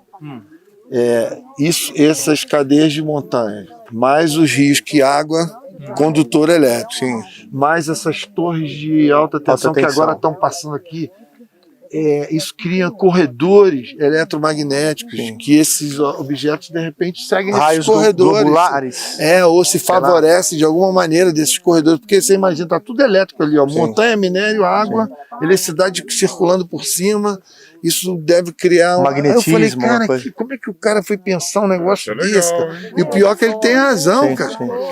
E essa explicação que você deu, o cara deu um palpite assim, eu falei, cara, o cara matou a charada. Mas tem muitos outros lugares assim, com rio e montanha. Também. E todos eles têm óbbios. Esse é o detalhe. Essa questão que você mencionou não gera eletricidade... Não, mas isso não quer dizer em relação vamos dizer assim, a quantidade de avistamento de um determinado lugar, não.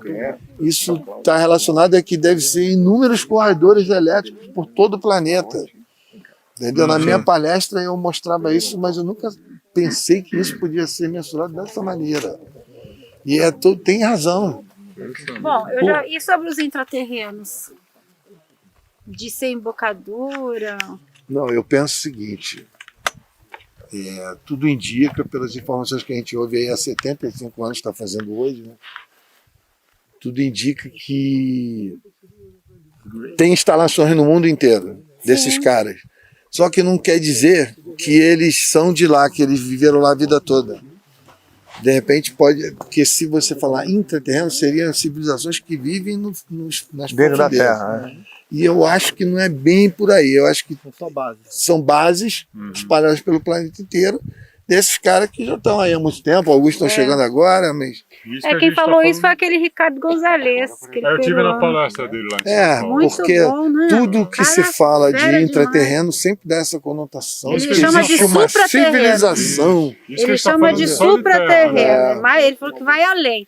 Ele falou, inclusive, isso, que tem povos de milhares de anos de outros planetas que se estabeleceram aqui. Sim, é isso que eu tô falando. Sabiam do dilúvio e foram para dentro. Exatamente. Mas sabe por quê? Que eles não eram densos que nem nós, eles eram de outra matéria, né? Uma outra dimensão. Agora você tem que raciocinar. E tem aqueles que vêm de fora agora, né, de fora e se estabelece, que tem uma portabilidade aqui. Mas tem um raciocínio sobre isso, que é uma decisão natural do planeta, talvez cósmica, universal. Se você habita um determinado globo, um determinado planeta, é natural que qualquer coisa que agride esse planeta, a tendência é ir para onde? Para o subterrâneo. Isso é histórico, isso já está acontecendo. Você não viu lá na Turquia? Existem inúmeros bunkers, tudo subterrâneo. Então, já é uma tendência natural. E aí, Por exemplo, no Canadá, na época do inverno, a vida vai para debaixo da terra, porque estão shoppings, restaurantes, temperatura amena, porque em cima está menos 40. Bilionárias dessa turma que está destruindo o mundo, onde é que eles vão usar esse dinheiro? Devem estar fazendo um planeta aqui essa gente vai para a cobra do mesmo jeito que a gente sem um tostão. Sim, mas e para que, né? Tanto dinheiro se vocês não podem sair para ostentar, tomar um sorvete na esquina? Isso é a falha da humanidade. Agora, mas o dinheiro vai para algum lugar. O que acontece? Esse negócio da tendência de ir para o fundo da Terra, eu acho que isso explica até Marte. Sim. Marte pode ter gente vivendo lá hoje, mas que na época dos cataclismos antigos foram todo mundo para as profundezas. E o Elon Musk sabe disso. Mas eu acredito mais na questão das bases. Porque, pô, já pensou, a natureza deslumbrante que a gente tem, os caras iam satisfazer em viver a vida toda no subterrâneo? Não sei. Mas isso não é só humano. Eu queria te perguntar, se ao longo desses anos, desde a época do Petit aqui na região, se tem registro dos controladores de voo. Aqui, ó. Olha, velho, que louco!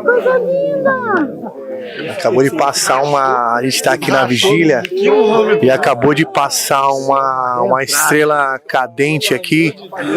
A gente tem uma imagem aqui fantástica do céu, né? E a gente olhou para cima assim, tava impressionante, uma estrela cadente, né? E o céu assim hoje está bem limpo e a gente está aqui no platô da Serra da Beleza, batendo um papo aqui com o pessoal que agora chegou aqui perto da gente e continuamos aqui ouvindo o bate-papo do pessoal. Seria de lá para lá, mas acho que foi na madrugada passada, porque a Lua está embaixo e ele está no sentido leste para sul. Teria que estar ali, ó, ali. Eu não sei se é ali, pode ser também ali, ó, que a gente tem.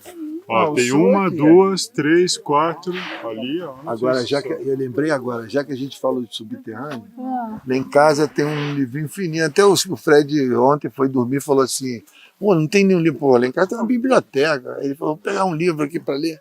Eu falei: ó, tem um fininho aí do lado da tua cabeceira aí, que esse é o perfeito para tu dormir. É um livrinho fininho assim, da Eubiose, Sociedade Eubiose. Eu cheguei a fazer parte. Olha o que os caras dizem. Que essa região toda tem uma base gigante, que essa base tem saída para 7 cidades de toda essa região aqui, e que a Eubiose considera as 7 cidades sagradas. Essa Eubiose é muito legal. Aí a única saída, uma das saídas, as cidades eu lembro algumas, as cidades são São Lourenço, que é a própria aquela sede na Bahia brasileira da Eubiose. Como que é isso? Itaparica. Eu tô contando quantas pessoas tem. Subiu. Faz tempo. Aí Serra do Roncador. Aí ele fala que é a própria São Lourenço, que é a sede da Eubiose, Maria da Fé, São Tomé. Itaparica. Não, qual é a outra? Não, Ayuruoca. Ayuruoca, falta 2. Eu acho que é não sei o que, Monte Verde, a outra não lembro qual é. Sei que são 7 ao todo. Inclusive, teve uma época que estava antes da pandemia. Mas ali no Roncador também. Antes da pandemia, não, mas está falando dessa grande base aqui. Aqui. E eu e Júlio fomos. Essas cidades todas que eu falei. Coisa disso eu nunca ouvi na Eubiose. Eu fiquei lá. Eu e Júlio fomos a essa cidade. E a gente entrevistou um cara na Serra do Cipó, num lugar chamado Fechados. Olha o nome do lugar. Fechado. Só tinha 48 pessoas, habitantes. Nós andamos 60 quilômetros de estrada de chão para chegar nesse lugar. Cara, não tinha restaurante, não tinha nada. Não tinha lugar para dormir, não tinha nada. Só um povoado, casa de pessoas. Aí uma senhora fez uma galinha pra gente. Aí ainda pagamos um banho, aí tomamos um banho de cachoeira pertinho. Aí ficamos lá, aí encontramos um senhorzinho, pessoal de roça, comecei a tentar entrevistar o senhorzinho, sabe o que ele falou? Falou: moço, aqui tem fábrica de disco voador. Aí eu falei: como é que é? Eu olhei pra cara do Júlio, ele falou: eles andam em bando e é tudo igualzinho, parece fábrica. Aí, aqui a gente vê toda hora. Eu falei, cacete, esse cara, no dialeto dele da roça, ele está dizendo que ele viu uma produção em série. Nossa. Porque ele falou que os objetos... E essa gente mais simples são os mais confiáveis, todos né? iguais. Aí eu achei engraçado que ele falou, aqui tem fábrica de disco voador. Eu falei, puta... Então, quer dizer... Que mistério. Ah, não, aí é que entra... Aí é que entra o seguinte, hein, ô Mirante? Aí entra o seguinte raciocínio. Será que essa incidência da Serra da Beleza é da Serra da Beleza? Será que ele não está pegando carona nessa grande base, nessa grande incidência dessas cidades todas aqui, que chegam até aqui? É uma boa pergunta para ser raciocinada. Entendeu? Mas o território, o céu é um território livre, né? Você não tem demarcação. Então, desde que você consiga alcançar com a olho nu. Então, por isso que eu estou falando. Talvez a história seja lá e eles alcançam e cheguem até aqui. Mas a impressão que me dá dos relatos que eu sou aqui na Serra da Beleza, do trabalho do Arthur e dos outros aqui da região, é que a impressão que dá, a maneira como os testemunhos são passados, é que o negócio não vem de cima. Ele sai de... Não, a grande maioria é na região, você tem toda a razão. Mas a gente já viu aqui muita coisa vindo de cima. Eu colocaria numa proporção assim de 40 para 60. 40% vem de cima e 60% é da região. Mas um fenômeno mais forte, esse que eu queria que vocês todos vissem e vocês iam sair daqui deslumbrados. Porque esse fenômeno, quando ele é da região, ele vem não sei de onde, ele desce ali do vale, sobe do vale, ele é fantástico, é esquisitíssimo, é um verdadeiro espetáculo, entendeu? Como se tivesse assistindo. Tem várias características. Por exemplo, as crianças relataram, 4 crianças de 8 a 13 anos, viram, e o Marcão estava comigo. A gente entrevistou as crianças. A gente chegou na hora, eles tinham acabado de ver. Eles estavam em êxtase, estavam um frio do cão, a gente toda agasalhada, as crianças tudo de manguinha. Nossa. Eles não estavam nem com frio de tão excitado que eles estavam. Aí foi engraçado que eu vinha chegando, eu, Marcão, o Daniele. Aí a gente vinha chegando, o garoto chegou e falou assim, moço, só acredita em disco voador? Eu falei, cara, eu sou caçador de alienígenas. Aí ele olhou para mim, que coincidência, a gente acabou de ver um disco voador, que coincidência. Aí quando eles viram que a gente era todo ufólogo, eles ficaram deslumbrados. Eles ficaram até 3 horas da manhã conversando com a gente. O emocional deles estava super mexido. Isso era por volta de meia-noite. Eu falei, aqui nasceu 4 ufólogos. Aí sabe o que eles viram? Eles foram unânimes. A gente entrevistou um por um e depois tudo junto. Eles viram um traço de luz dourada que rasgou, como se fosse um raio horizontal para lá. Aí de lá, uma luz muito forte amarela, em forma de cone. E falou que dentro desse cone ali do meio do vale subindo um objeto, um disco, e aí falou que era um disco todo dourado também, era tudo dourado, ele falou que o risco para lá era dourado, a luz que abriu era dourada e o objeto era dourado. Alguma linha lei aqui? Acredito que sim, eu ainda não consegui achar fonte para confirmar isso, mas acredito que sim. De acordo com sua experiência, cara. Aquelas linhas que são... Você acha que essas aparições, esses acontecimentos aí, eles independem de ter alguém vendo ou não? Eles estão ali, eles estão ali acontecendo. Ou não. Eu tô perguntando, talvez minha pergunta faça mais sentido. Talvez, tô gravando. Talvez minha pergunta faça mais sentido se eu te explicar o seguinte. Se por acaso eles estão vivendo a vida deles para lá e não se preocupam se tem alguém vendo ou não, ok, eles vão sair com luz para lá e tanto faz. Agora, se eles souberem que tem alguém vendo, ou eles vão fazer de propósito ou eles podem se esconder. Entendeu? Independe de ter alguém vendo, será? O que você acha? Isso aí. As câmeras vão provar, né? Isso desde o passado, Quando tem câmera? Não, as câmeras que foram ligadas a Eline e o Arnaldo, elas podem mostrar. Não, você tá falando 24 horas eu tô falando por dia. de uma questão mundial. Mas, eu tô dizendo os eventos em si. Você está mencionando aqui no local. Né? Mas isso que você está falando por exemplo, já aconteceu da gente achar isso que você mencionou. Achar que talvez eles estejam ali e a gente pegou eles de surpresa. Isso. Entendeu? A gente viu os caras... Aliás, eu acho que isso é a situação mais perigosa. Quando você estão lá fazendo alguma coisa e você chega e ou joga alguma luz neles, né? Não, é perigosa no sentido seguinte: existe uma história antiga que é uma boa história, mas ela não pode ser provada. O que é dito é o seguinte: esses caras, eles trabalham em grupos.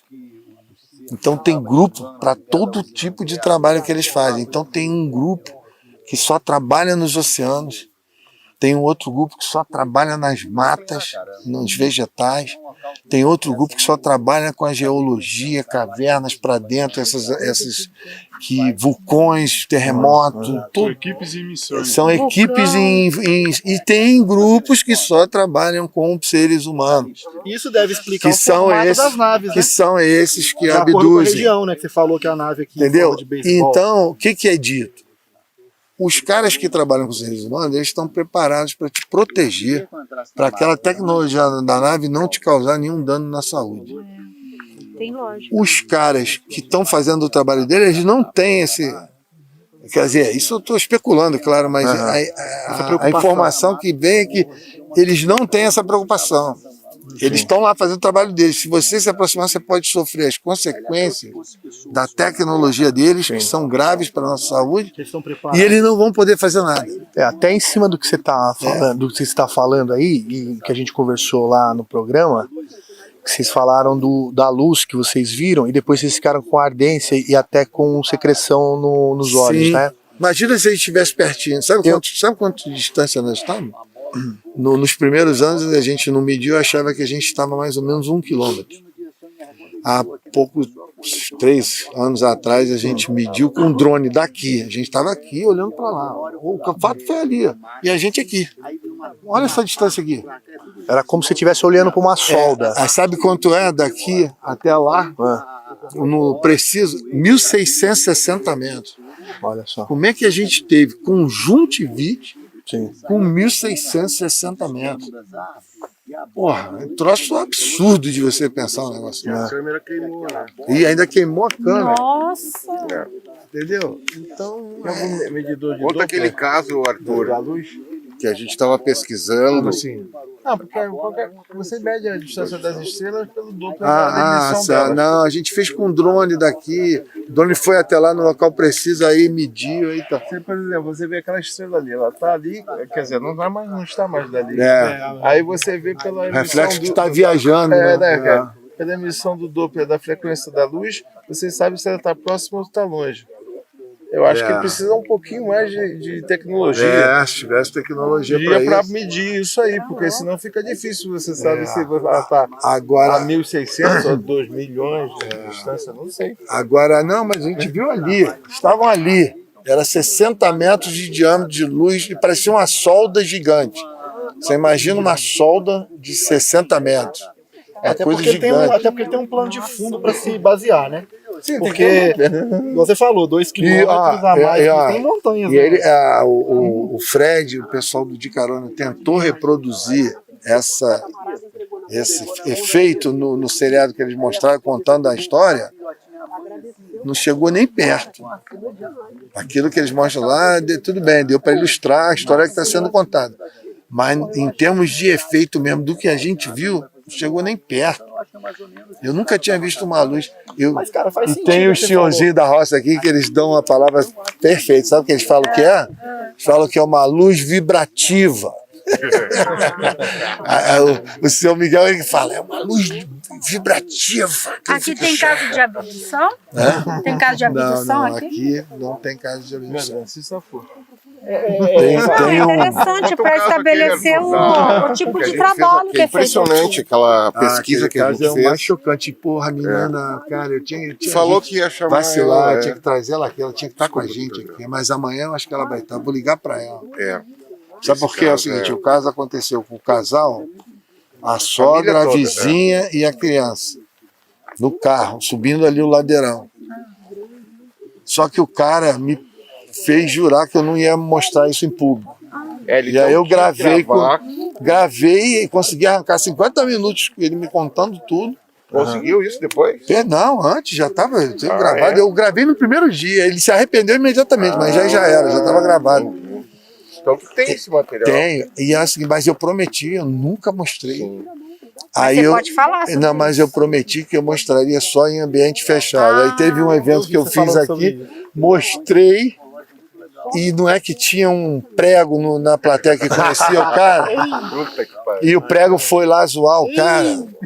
Aí o cara veio... Eu não conheço, pode falar aí que eu não conheço. Aí o cara veio falar comigo, mas agora... Não, mas agora o fofoca. Pode falar fofoca aí. Não, isso é o fofoca. Agora isso aconteceu, a mulher se separou, a mulher chegou e falou, agora eu conto. Eu não sei se ela quer se vingar do marido ou se é que ela quer contar mesmo. Mas afinal, qual é o conto? Qual que é? Não, o cara vinha subindo no carro ali, o ladeirão. Ali é um ladeirão. Aquela primeira luz é a primeira curva do ladeirão. Subindo. O cara contou chorando. Depoimento dele, ele treme. Esse é o depoimento que eu gravei. Aí o cara subindo a ladeira, ele falou que olhou. O que eu acho legal nesse depoimento é que, primeiro, o cara é cético, evangélico. Mas é sempre assim. E é um cara de formação acadêmica. O cara é agrônomo, não sei o quê, trabalha para as prefeituras. Sindicato e tal. Então o cara é o perfil perfeito, sabe por quê? Ele falou que vinha subindo ali, viu uma luz prateada, estroboscópica, tão forte. Ele olhou, ele falou que no primeiro momento achou que era uma máquina que estava trabalhando ali, alguém estava trabalhando. Mas ele falou que devido à intensidade da luz e não tinha nenhum barulho, ele pôde achar que aquilo não era uma máquina, não era uma coisa convencional.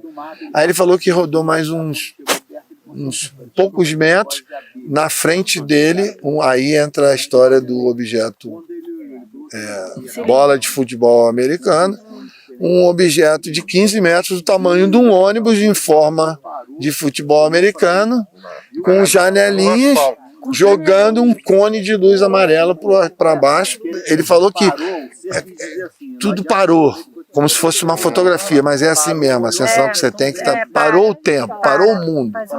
Aí ele falou que tudo parou, ele falou que não sabia se o carro estava andando, se não estava. Ele falou que só aquele objeto enorme na frente dele, a 150 metros de distância, daqui para ali, ó. É para traumatizar. Mas aí tem a história do filho, olha o que aconteceu. Aí ele foi e ficou, aí me dá os detalhes. Ele falou que tinha uma luz tênue, mais tênue, vinha de dentro, pelas que dava a impressão de serem janelinhas. Aquele cone, ele falou que chamou a atenção que o mato não mexia, não tinha nenhum vento, e ali é um lugar que venta a beça. O detalhe, essa que eu acho fascinante, as expressões que ele usa. Quando ele falou da primeira luz que ele viu ali, que era fortíssima, eu falei assim, como é que era essa luz? Ele chegou e falou assim, desproporcional a tudo que eu já vi na minha vida. Eu achei isso de uma riqueza, ele falar desproporcional a tudo que eu já vi na minha vida. Aí depois eu fui cutucando ele, sabe o que ele falou? Ele falou, isso me chamou a atenção, como é que um troço daquele tamanho se locomove com tanta facilidade, um troço tão pesado, e ele falou, eu não vi nenhum escapamento, nenhuma... Quer dizer, ele estava procurando um cano de descarga. Ele continua evangélico? Ele falou, como é que um troço daquele manobra com aquele... Porque eu perguntei para ele, como é que ele foi embora? Ele falou que o troço andou um pouco para cima da serra ali, zigue-zagueou e vazou para dentro do vale, e ele só viu aquele monte de luz colorida indo embora. E ele dentro do carro com o filho, a Então ele viu uma densidade, um objeto denso. Com janela. Não, e o pior, essa é a versão dele. A mulher dele agora que está querendo falar, eu arranquei um pouco dela, pelo que ela falou, era coisa de contatos imediatos. Era um troço coloridão, gigante. Meio plasmática, né? O gurizinho teve um câncer. O guri teve uma doença grave e eles ficaram achando. Ele relaciona foi isso. Foi por conta do trauma, porque o garoto ficou traumatizado e não queria mais passar na serra. Chorava. Quantos anos, menino? Ele tinha na época 11, agora ele tá com 16, 17, um negócio desse. Já é um rapaz. Mas a luz era direcionada a eles que estavam no carro ou era para outro? Eu quero o projeto na frente deles ali, eles assistindo a luz jogando para baixo, amarela, a nave toda em volta numa luz amarela. Mas ele passaram na hora errada, talvez. Mas eu achei fantástico os detalhes. Você ouvindo o depoimento dele, os detalhes do depoimento dele, é fascinante. O que me deu dúvida é referente eu achei mais legal isso. Que ele falou, isso que me chamou a atenção. E eles se deixaram mostrar, né? Como um troço daquele tamanho se locomove com tamanha facilidade, sem nenhum barulho. Essa dúvida dele, você chegou a entrar em detalhes sobre a questão da religiosidade dele? Para saber se isso mudou alguma coisa? Não, nem perguntei. Você falou que ele não queria falar sobre... Não, mas ele não dá essa abertura, não. É uma pessoa muito fria, assim, muito objetiva. Falou, pô, você me prometeu que não ia mostrar. Eu falei, pô, cara, eu vou adivinhar, eu tô cumprindo a minha palavra, eu mostrei no ambiente fechado. Eu vou adivinhar que tinha um prego lá que te conhecia, cara, ainda foi te zoar. Exige de um ufólogo que vive buscando um negócio desse. Não falar pra ninguém é demais. Não, mas a gente respeita, mas até certo ponto. Agora, eles ofereceram dinheiro para ele aparecer, para ele participar do seriado, ele não quis. Não, ele não me deixou nem gravar uma pré-entrevista. O cara não... Tipo assim, tá, eu vou contar a história pra ti, mas eu não quero que ninguém saiba, sabe? Brincadeira, troço. Não, essa história é fascinante. Essa é uma das melhores histórias aqui da região. Que mistério, né? Agora, o que eu gosto é dos... mas falando sobre a tua pergunta sobre o negócio da abdução, tem um casal aí apresentado aí nos congressinhos aí por um grupo antigo daqui da Serra, para não ter que citar nome. Sim, não precisa. Que eles dizem que são abduzidos. É uma velhinha e um velhinho. Eles contaram a história, eu assisti a história toda, não acreditei em uma vírgula. Entendeu? Que são ou que foram? Não, é que foram aqui na Serra, abduzidos aqui. Tem todo o contexto. Aí a Gilda Moura deu palpite. Aí neguinho acreditando pra caramba. Eu falei, cara, o nego tá ficando louco. Aí eu olhei assim e falei, esses velhos nunca foram na Serra da Beleza, pelo amor de Deus. O cara veio aqui uma vez ou duas e já inventou uma história mirabolante. Entendeu? Não estou assim pré-julgando, mas pelo que eu vi, não tinha nada de consistente que aquilo pudesse ter a menor chance de ser errado, de ser real. Mas sabe por quê também? Tinha um componente assim, muito messiânico, muito angelical. Entendeu? Tipo assim, os seres que foram contactados, os seres brancos, não sei o que. Eu falei, pelo amor de Deus, cara, isso aí é clichê brabo. Entendeu? Porque eu sou espírito de porco mesmo, eu só não faço isso em público. Tem que ser. Mas eu tomo conta. Tomo conta. Quando o cara não convence, não adianta. Hoje em dia, não tem nem negócio de leitura de gestual, nem nada não. Hoje em dia, quando você ouve, o som da verdade é um. O som da historinha é outro. Eu vou dizer, isso é o que eu falo, isso é intuição, intuição. Talvez o que a gente ganha... Uma coisa que você pesca também sem querer, você não tem essa propriedade. Olha, eu fui lá no Padre Pio, lá em Botafogo, eu fui numa palestra de uma pessoa que estava vendendo livro, lançamento, aí fui lá, paguei o livro, aí paguei para ouvir ele falar do livro. Aí comprei o livro. 3 vezes eu tentei ler esse livro, não consigo passar do 2º capítulo. Não vai. Por quê? Não consigo. Não consigo. Eu chego no final do 2º capítulo e falo, mas o que eu li? Aí eu volto. Tá entendendo nada. Né? Aí eu só lembro que ele falou que ele é guardião. Aí eu volto. Aí depois eu volto de novo. Você não vai, não consigo. Mas o que você falou é interessante sobre Olha, eu lá já li Blavatsky. Peraí. Outra cadente. Mas ali embaixo, colado na mata ali, aquilo é um avião? Eu acho que é. Quer ver? Dá uma olhada. Tá pescando um avião. A princípio parecia um avião, mas eu fiquei meio na dúvida. Na hora que você olhou, caiu uma estrela cadente, passou de novo. Eu vi uma estrela cadente. Tem alguma coisa ali, eu não sei se está andando, se é avião. Não, tá piscando e é um avião. De repente é um avião que vem numa posição que parece que ele tá parado. Engraçado você ter falado sobre relato, é que você falava sobre relato, saber quando é verdade, quando não é, se ouve, se sente. O que me veio na cabeça é o seguinte: se você for atropelado, quebrar uma perna, e anos depois você for contar sobre aquele fato, você consegue sentir meio que a sensação novamente. É avião, né? Imagina um cara que foi abduzido. Ele não consegue contar naturalmente, como se fosse uma historinha, simplesmente. Não, deve ser uma... Deve ser uma coisa muito...